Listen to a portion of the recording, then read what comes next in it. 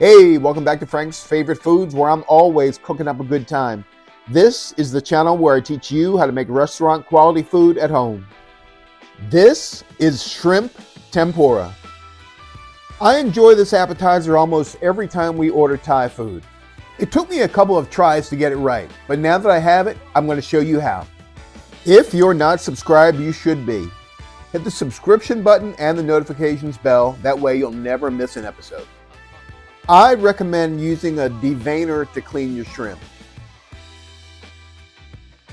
I tried using a knife but ended up butterflying the shrimp, and that's not what this recipe calls for. Remove the shell but leave the last segment before the tail intact. Next, remove the spiky part that's just above the tail. It's called the telson. Next, be sure to clean out the vein by running the shrimp under some cold water and removing any, let's say, poop that's in there. Next, on the underside of the shrimp, I'm going to score it about 5 times. This will help to keep your tempura straight. Cleaning each tail just like this helps to make for a more attractive presentation.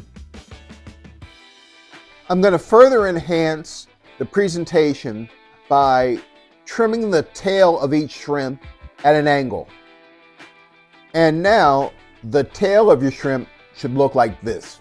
This next step is really important, and I should know because I screwed it up the first time. You must break down the muscles of the shrimp for it to hang straight. And hey, look, if you don't get it right the first time, don't worry, it'll still taste great. Next, I'm going to put about a cup of cake flour on a baking sheet so that I can coat the shrimp. Put the shrimp on top of the cake flour and make sure each shrimp is thoroughly coated. These shrimp are my favorite. I'm using Key West pink shrimp, size 1620, which seems to be just about perfect for what I'm doing. Once coated, refrigerate the shrimp until you're ready to fry them. What I'm about to tell you next is extremely important. You must use cold ingredients for your tempura batter. That means a cold egg, cold water, and cold cake flour. Begin the batter by whisking together the egg and the water. Next, add about 1/4 of the cake flour to the egg and water mixture. Do not stir or mix. Using a fork, sink the cake flour. Repeat this step until all the flour has been incorporated.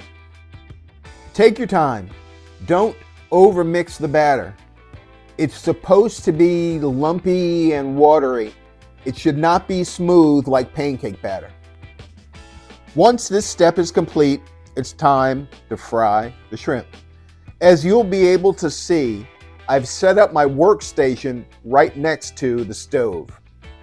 I'd like to keep things looking nice and clean, but I'll still probably end up looking like a black version of Beetlejuice by the time this is over.